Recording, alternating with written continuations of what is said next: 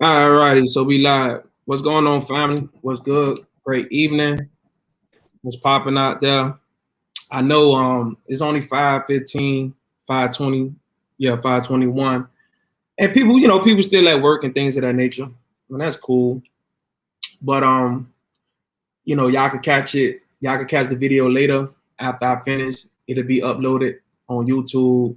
It'll be up on the business page, the Facebook business page. It'll be up on my personal page and everything else. Okay. Oh, matter of fact, let me get my banners out. So let me get some comments. Let me get some likes. Well, we can start off with the likes. We can start off with the hearts, right? And I want y'all to share this video because this has been a very controversial topic. Okay. A lot of people have been talking about this for a while. And as we get more health conscious, right?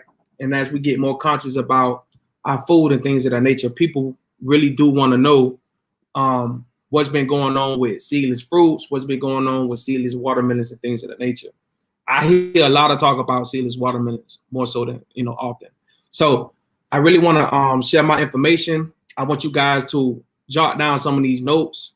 Okay, I'm not gonna give you everything. I'm gonna just cover as much as I can, and I'm gonna lead you in a way that you can go and do your own research. Okay, and come across this information. So let's see if we could get a couple of people in. Y'all can share this video. Okay, and if y'all have any questions, y'all can feel free to write them down, and then I'll check them, and then I'll do my best to answer them at the end. Now, so what you see in front of me right here is actually, you see it say a watermelon, a seedless watermelon, right? Okay, so, but, right, I'm gonna give it away right here. So you can see right here where the holes are there, okay? And then you have the white seeds. So off the rip, when you see seedless watermelon, it's actually a misnomer. Okay, it's actually a misnomer, meaning that it doesn't really denote to what it really is. Okay, it's really not what is written. Okay, so I'm gonna give y'all that right off the rip. What's going on, Queen? If you could do me a favor, please share this video because people need to see this. And I'm not gonna take too long to get into this. Already started. Yeah. Sharon, you said that right after I just made the first share. Now I see the comments. Somebody commented it was one of the Queen LaQuisha. She support everything that we do. So I want her to share it. Okay, we have 5 people. Okay, cool. That's dope. All right, so let's get into it. So again, it's been a lot of controversy about seedless fruits and seedless watermelon. But you know what's crazy? What's crazy is that I've been studying this stuff for a minute, and I'm like, damn, I really haven't heard anybody. Oh, what's going on? My IG, I forgot my IG family. What's going on, IG? So I haven't heard anybody really talk about like nobody really get into detail with it. And I'm like, damn, that's crazy. You feel me? Like all this information flowing out here, and nobody really get into the real information, like the deep part of it, because there's more to it. So y'all have to understand something. Selective breeding has been a thing for almost 3 generations. Okay, we talking 90, almost 90 years. Well, no. I'm sorry. Selective breeding been around thousands of years. Okay, selective breeding been around thousands of years, and it's much separate from, hey, what's going on, y'all? Share the video. And it's much separate from genetically modification, and we're gonna get into that. So selective breeding been around for a little minute. Farmers have been finding ways to come up and be very diverse with the food, whether it's for climate change, whether it's for the growth of the population, whatever it may be. So this stuff been around for a long time. Okay, this is one thing you got to understand. So when it comes to seedless fruits, all right, what I'm gonna do is I'm gonna give y'all a couple of names. I'm gonna give y'all a couple of terms because I want y'all to go look this stuff up. Okay, don't depend on everybody or someone to give you all the answers. Do your own research so that way you could get a better understanding and an overstanding of it. Okay, so the first word I'm gonna throw out is what they would call parthenocarpy, and I'm gonna spell it. Okay, parthenocarpy is PARTHEON. Okay, CARPY, parthenocarpy, and that's a Greek word. And then you got stenospermocarpy. All right, stenospermocarpy. Now, when you go to, because I got I got an app on my phone called Say It, and Say It may pronounce it different, but that's how I pronounce it. It's stenospermocarpy, and that's spelled STENO, okay, SPERM, like sperm, then that O again, and then CARPY. So stenospermocarpy and parthenocarpy, all Greek words. Y'all can go look these words up, and that's going to put you in the area, okay, to where you can understand how a lot of these fruits become seedless, okay, and it's been around for a while, okay, it's been around for a while. Another thing I want you guys to understand is that seedless fruits are natural, like it happens in nature, okay. People need to understand that. They need to understand and understand that, like, seedless fruits happens in nature. Like, it's not something that, you know, scientists or geneticists or farmers that like they do on their own. Like, of course they, you know, take it to another level, but mutations happens in nature. So I can't stress that enough. I want to get that point across. So you have what they call you have offshoots. Okay, I want y'all to go look that up. Go look up offshoots. And then you have what they call tree grafting. Okay, tree grafting is another way how they produce fruits. And then you have where they take the stem, or they actually take the leaf off of a plant, right, that bear fruit, and they will put that in root and growth hormone, and that right there would allow the plant to grow fruits that's seedless. You have situations where they don't pollinate the trees or the plants, okay, that will give birth or bring forth fruits with no seeds. So it's all type of ways that they get these seedless fruits, okay. And the reason why I'm giving y'all these terms and I'm giving y'all these names is because, again, any fruit that you look up, okay, if you're trying to understand it, I guarantee you it's gonna be something in regards to parthenocarpy, stenospermocarpy, offshooting, tree grafting, where they taking the leaf or they taking the stem, okay, and they're putting in the growth hormone, right? And this is how they are producing fruits with no seeds, right?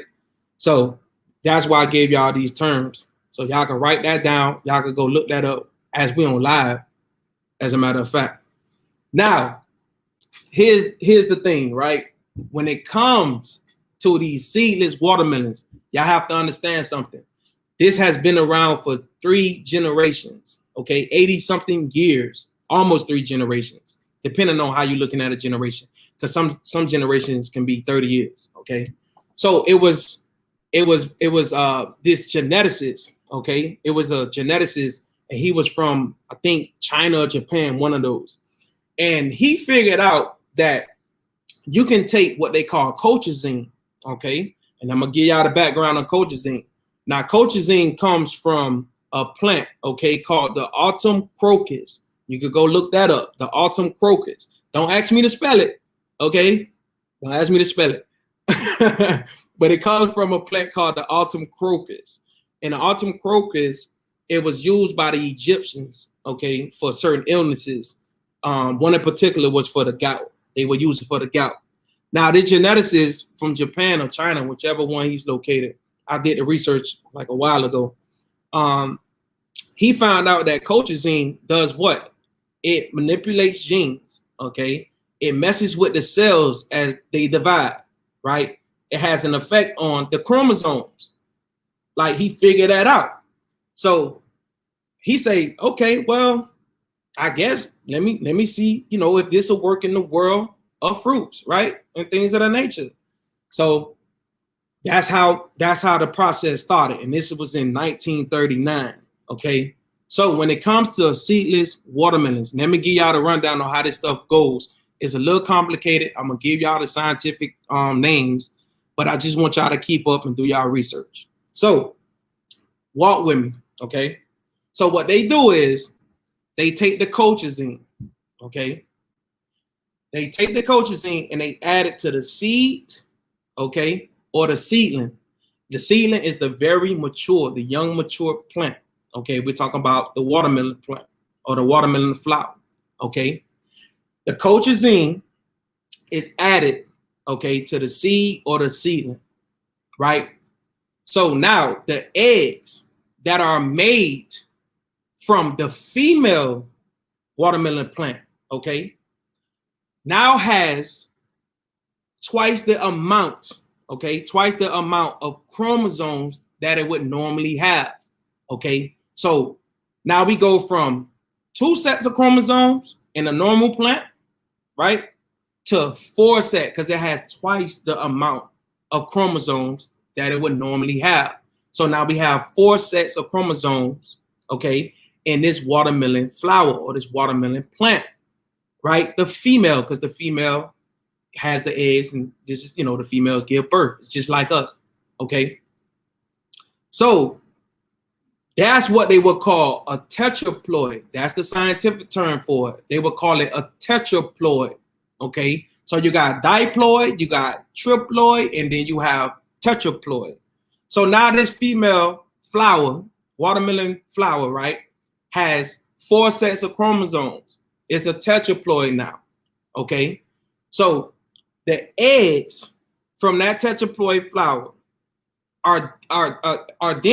is then now fertilized, right, with pollen from a normal plant, okay, from a normal plant that is not treated with colchicine, okay? So we're talking about a normal plant with 2 sets of chromosomes. It's a diploid, and it's not treated with the colchicine, okay? That right there then initiates and give birth to the process of bearing a baby watermelon, okay? So that gives birth to a baby watermelon. Now that baby watermelon, because it comes from, right, it comes from a tetraploid with 4 sets of chromosomes, and then a tetraploid with four sets of chromosomes, and a diploid with 2 sets of chromosomes. Don't ask me how it happens, but that baby watermelon now becomes a triploid, meaning that it has 3 sets of chromosomes. That's just how it goes. I'm giving y'all the information, okay? Now, the seeds from that baby watermelon, okay, the seeds from that baby watermelon then goes on to initiate, right, the process of plants. And then those plants end up giving birth to what? A seedless watermelon. That's how this goes. Now watch this now. Before y'all get too, ahead, right? Before I get too ahead. Now, the reason why the watermelon becomes seedless, okay, which again, I feel like is a misnomer, it's because, right, it has now 3 sets of chromosomes. It don't have 2 sets of chromosomes, okay? It doesn't have 4, it has 3, meaning that it has an odd number of chromosomes, okay? So because it has an odd number of chromosomes, that makes the watermelon sterile, meaning that it cannot produce fully mature black seeds like we are used to seeing, okay? This is how this process went.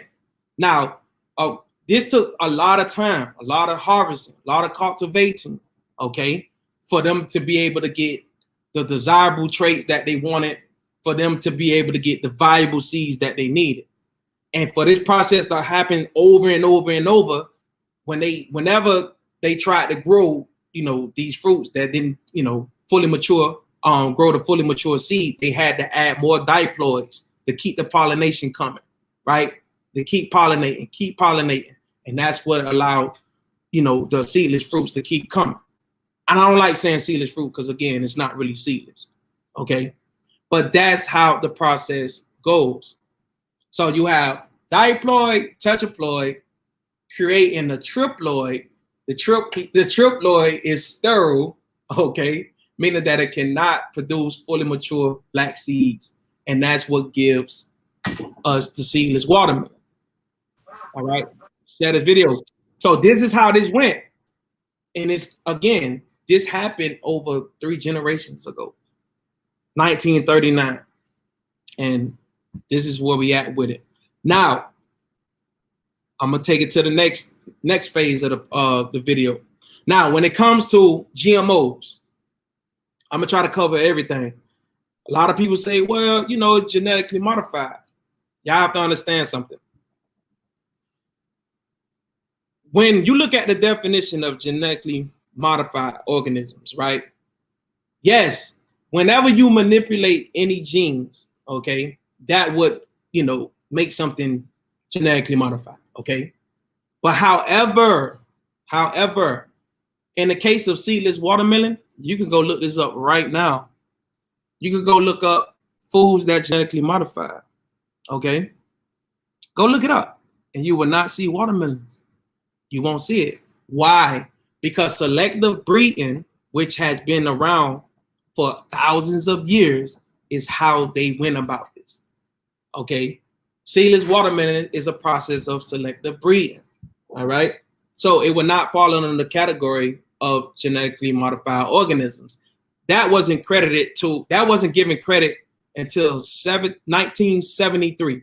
Okay, by two scientists. Okay, they were the first ones that was given credit to genetically modified organisms. Now, what I'm gonna do, what I'm also gonna do is I'm gonna help y'all understand what genetically modification is on a deeper level.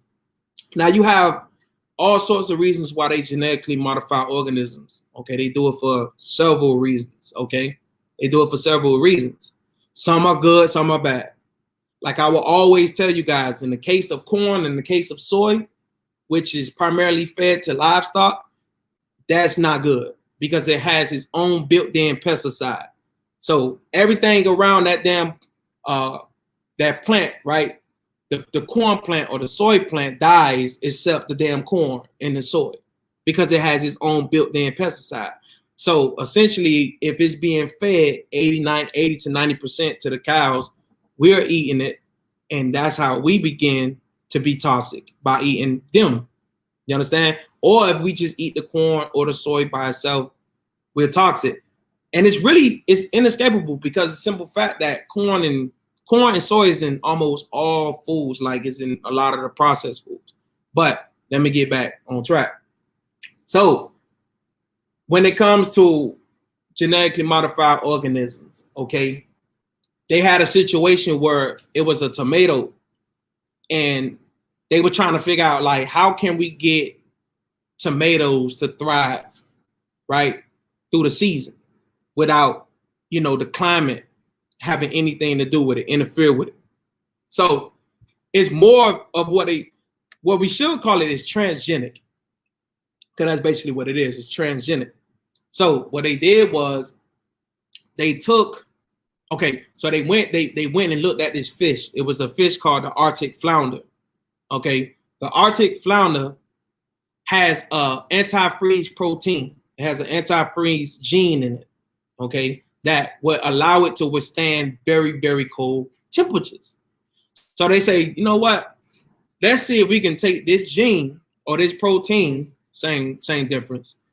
Let's take this gene, this protein from this Arctic flounder fish, and we're going to insert it, okay, into the tomato.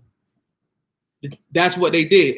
So now we're talking unrelated species here, okay? And they did it, but it was unsuccessful. However, the tomato was able to have this antifreeze component, but it didn't taste good, so it never hit the market. That's the core, okay? That's really the core of genetically modified organisms. So as you see, it's a difference. Selective breeding is when you take plants, they're in the same kingdom, and you manipulate them or you breed them, whatever you want to term it, right? But when you deal with genetically modification on a deeper level, we're talking an unrelated species that's totally foreign to one another, right? Being put together and making something else. Okay, so it's a difference to it. It's a difference to it. But let me give y'all another example, right? Let's just use us as an example. We're the best examples that we can possibly use. Why? Because last time I checked, we're kind of hybrids too, right? We come from our mother and our father, right? 23 from your mother, 23 from your father, which makes 46. Okay, that makes us. Now, the difference between the fruit, in particular, the watermelon, is that we have the even set of chromosomes, right? We have the even. We have the 23 from mom, 23 from dad. The watermelon, however, doesn't. It has the odd number. So that's what causes the mutation or the seedless, right? So we have, we have the even pair of chromosomes. So that's what allows us not to have these mutations. Okay. So you can use us as an example, and that right there will get you to understand further. So that's that. Now, when it comes to the nutritional value of the seedless watermelon, listen, y'all already know what I advocate. Y'all know I try to get my people to eat as healthy as we possibly can. I do the best I possibly can. And I need y'all to share this video. Okay? So, when it comes to the nutritional value of the seedless watermelon, quote unquote seedless watermelon, right? When you see this red color, just understand we're dealing with pigments, right? We're dealing with pigments. So you have what they call beta carotene, you have what they call lycopene, and there's more terms out there. I'm gonna just use those two, right? Lycopene is what gives fruits their red color. Beta carotene in most cases is what gives fruits their yellow color. Okay, so just by seeing it's red, that means it's lycopene inside this watermelon. Why is that important? Because lycopene is a very powerful antioxidant. Okay, it's good for your heart. It's good for DNA productivity, right? And so forth and so on. So just by seeing it's red, that lets me know that, oh, this bad boy still got some nutrients in it. Okay. Now, when it comes to the fiber, why is that important? Because the fiber, you can see it right here. You see this script? You see this script? That's fiber right there. Why is that important? Everybody should know fiber is important. Fiber is one of the main reasons why we're suffering right now, because it's not in enough of our foods. It's not in our diets enough. That's the reason why we're suffering. Fiber keeps your bowel regulated, right? It keeps your digestive system flowing. When you're talking high blood pressure, when you're talking diabetes, when you're talking cholesterol, fiber is that guy. When you're talking about your microbiome, right? When you're talking about your gut bacteria, when you're talking about your gut flora, when you're talking all these terms, yeah, fiber. Fiber is the reason for that. When you're talking about being constipated, you're constipated, your ass can't go to the bathroom, okay? You ain't getting enough fiber. So last time I checked, seedless watermelon still has its fiber. So that's another key component to saying, hey, look, it's still nutritional, right? Last but not least, last time I checked, still has, even if it's not 92% water, it's somewhat in that range because they are very juicy. They do have a lot of water, okay? Now, when it comes to the mineral content, when it comes to the vitamin content, the sun plays an integral role with the vitamins. We know that, right? And then the soil has its affinity on the mineral content. So depending on the soil that is grown in and it comes out of, will determine whether it still has a high mineral content. Okay, so I'll give y'all that. But however, the seedless watermelon, to me, is still nutritional. I don't see too many things taken from it. Now, what has happened because of what they did and the whole little process, it is, however, is a little sweeter. Okay, it's a little sweeter, and it actually lasts a little longer. Okay, it lasts a little longer, but it is sweeter and it lasts a little longer. So that was one of the desirable traits that they were trying to get. So I really think that they made seedless watermelons because just like with meat, it's a high demand. People want meat. And seedless watermelon, people didn't want so many seeds. That was one of the reasons. So it's not like it's a bad thing. It's like the world gonna come to the end, or they killing our food. Yeah, I used to be like that too. Now, some, like I say, to a certain extent, but I don't think that's That's that in this case. Okay. So it's much more sweeter. It lasts a little longer because we all know a watermelon that has its seeds in it. I mean, give or take 3-4 days, 5 days, that bad boy gone once you open it. So with the seedless watermelon, you do get a little longer shelf life. However, people may feel like that's bad, but you know, that's up to you. That's up to you.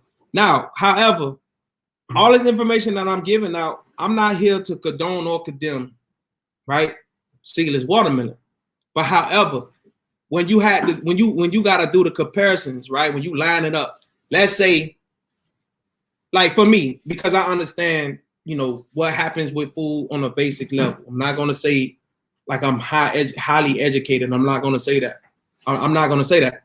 But I'm going to say this. I do understand food on a certain level because this is my lane. This is my field. This is what I research. So, however, when you go into the stores, right, and you go in your aisles, your grocery aisles, you pick up that processed food that's in the can or either in the box. When you look at the back, you see like 18 to 30 something ingredients. You know that's full of shit. It's processed. Okay. Shout out to I'm Surviving Vegan. She always say the front is for play and the back is for education. I like that because that's true, right?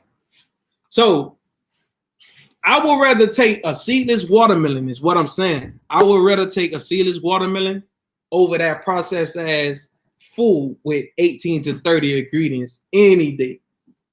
So anybody telling you, oh, don't eat the seedless watermelon, don't eat the seedless fruit, but then they know that you're not, you know, that health conscious, you're not making some of the best decisions when it comes to your food.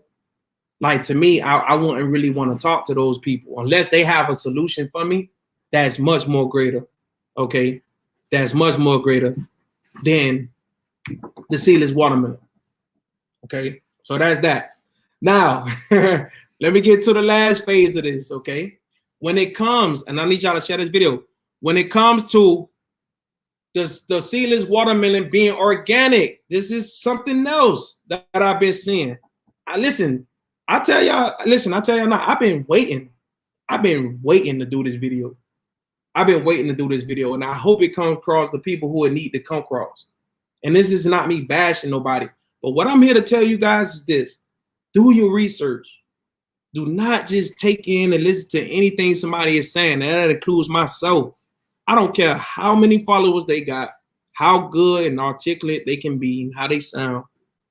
Listen, do yourself some service, right? Do your due diligence, right? By doing your own research. Okay. I done already gave y'all the terms: parthenocarpy, stenospermocarpy. Look up offshootings, look up tree grafting, right? Look these terms up. Go look these terms up, and you will see exactly what I'm talking about right here. Okay. So do your due diligence, man, by doing your own research. Anyways, so now when it comes to the seedless watermelon being organic, because people some way they feel like, yo, that's crazy. How can a seedless watermelon be organic? It can be, and I'm gonna tell you the reason why. Because how it becomes organic has nothing to do with how it became seedless. I think I done made that point very clear. How it becomes organic has nothing to do with how it became seedless. Why? Because the very definition of something being organic means that it will either was raised without any chemicals at all, right?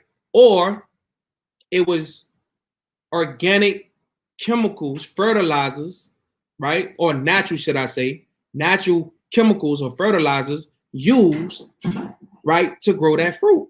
That's what organic means. It means that it wasn't sprayed, okay, with artificial or synthetic chemicals or fertilizers. So that would allow the fruit to be organic. How it becomes seedless is totally separate. So what I'm saying in a nutshell is this: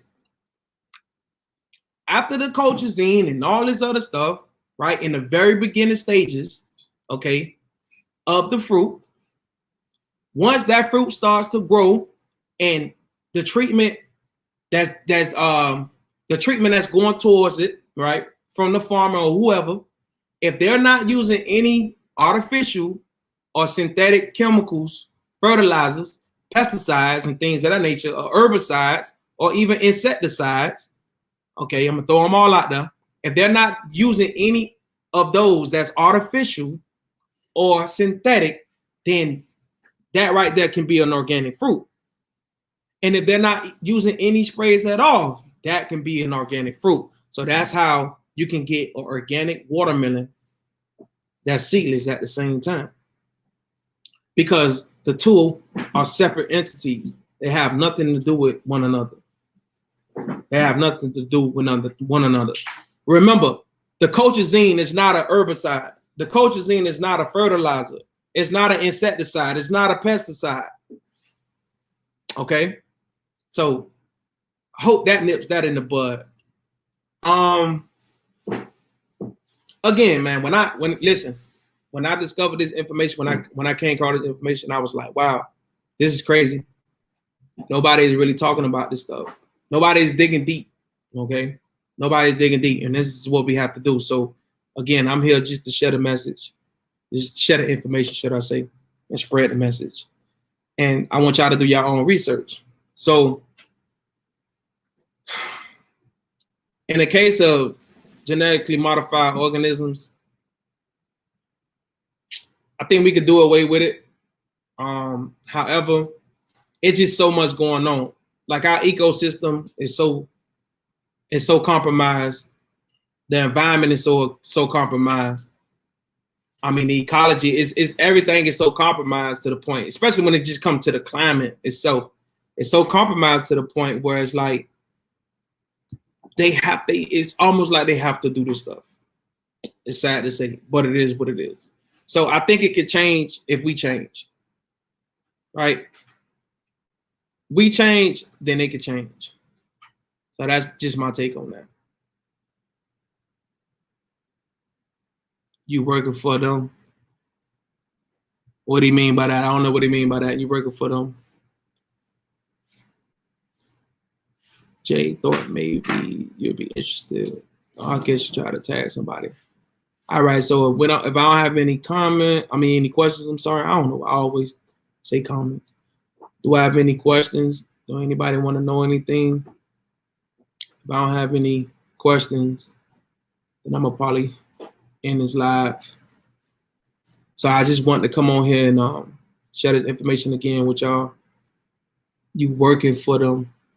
I wish I was, nigga. I wish I was. I wish I was working for them. I'm just here to share the message. That's it. Share the information. I guess he trying to be. I don't know. He trying to be funny or whatnot. I don't know. No problem. No problem. So that's that, man. You know, look those terms up: diploid, triploid, tetraploid. Understand that, you know, it's all crossbreeding and all these other terms. And this is how we get our seedless watermelon, seedless fruits and things of that nature. Oh no, I'm not. I'm not. I appreciate your message. We really need that. No problem, no problem. So again, like I say, man, I appreciate y'all. Y'all share this video. But again, you know, it's just to get y'all, you know, to understand this stuff. You know, don't let nobody discourage y'all away from eating, you know, food, man. You know what I'm saying? Especially not, you know, fruits and vegetables and things of that nature. Right? Don't let nobody. So without further ado, man, I think that'll be it. That'll be it. I just want to come on here and do that. You know what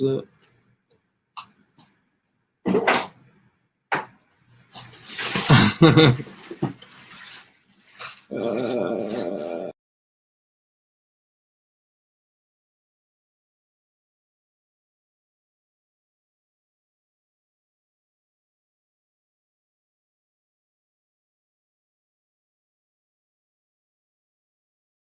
All right, I'm back.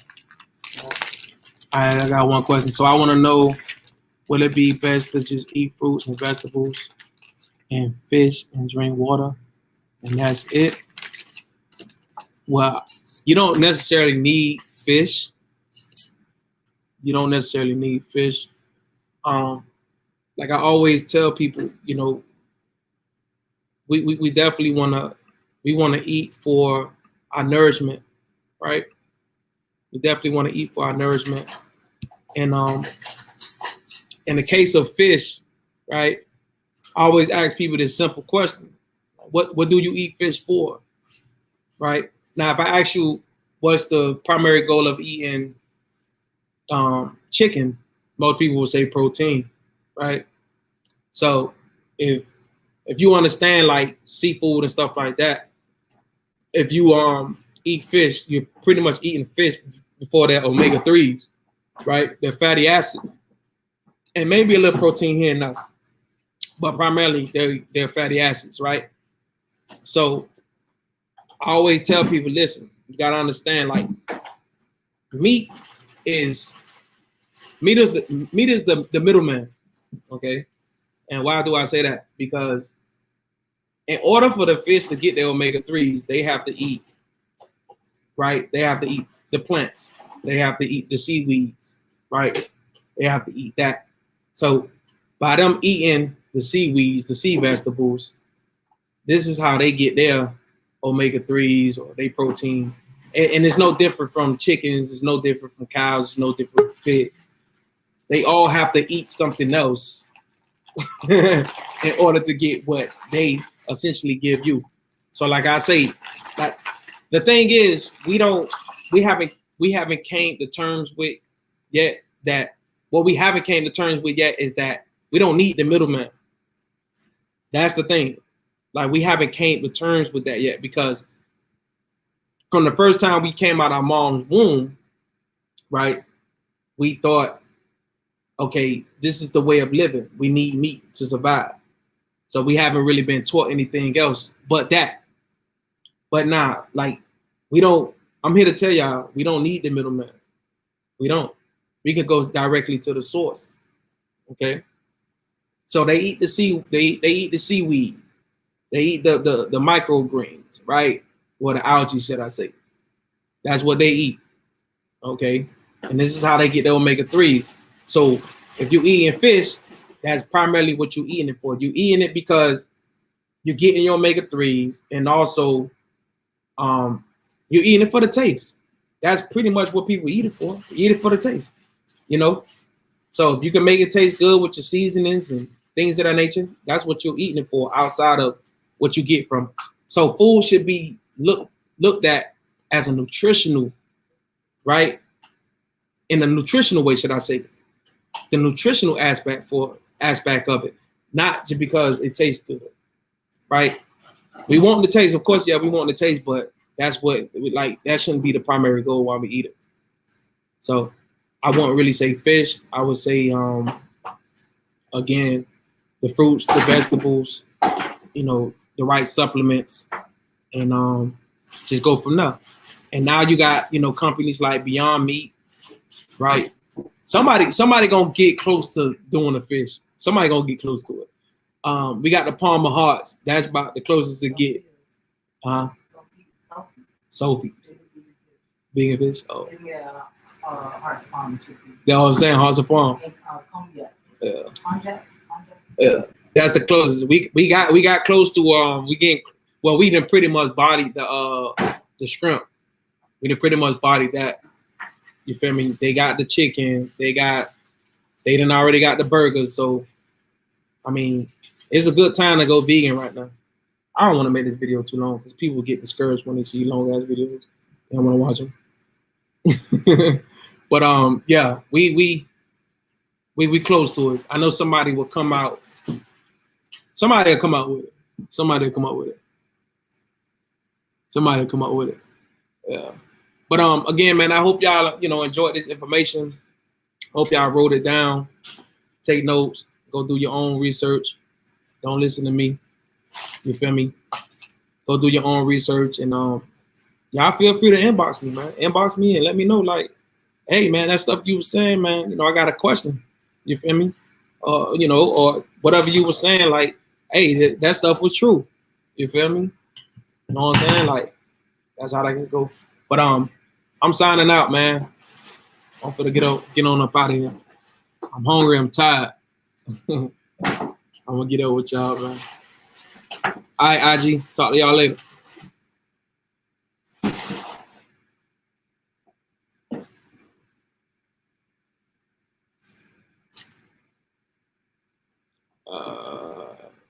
Hold on, I got another question. Hold on, let me see.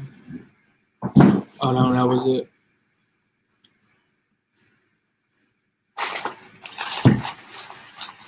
Yep, they can get a playback on YouTube if necessary. All right. Appreciate y'all joining in, man. I'm out of here. Oh yeah. Listen, man, y'all don't forget to take advantage of them sales, man. We got the CMOS, a percentage off the CMOS gel, right? Only, and then the CMOS whip bladder wrap. Take advantage of that. We got the CMOS and bladder wrap capsules, right? Take advantage of that. 120 capsules, 30-day supply, 2 in the AM, 2 in the PM with food with the CMOS and bladder wrap capsules. Now, when it comes to the Bail Ball CD8 Plus capsules, that's on Amazon. Y'all could go on the link, right? alkalineenvironment.com. Y'all could go on the link. That's gonna be the first thing that pop up. You click that link, it's gonna redirect you or direct you to the Amazon, right? Grab those capsules again, 120, 30-day supply, right? 2 in the AM, 2 in the PM, with or without food, or you could do 3 in the AM, 3 in the PM. It doesn't matter because no additives, no stimulants, it's none of that. So, you know, it's gonna give you all the energy in the world that you need. All right. So take advantage of that. And we still have our herbs, right? We got a lot of herbs, especially our detox herbal plan. Definitely want to get that blood right, right? You want to detox the blood, and then you want to replenish, right? You want to enrich the blood. So that's what the detox herbal plan does. So we got all the herbs right now, 50% off. So don't sleep on it. We're doing a little something with the teas, right?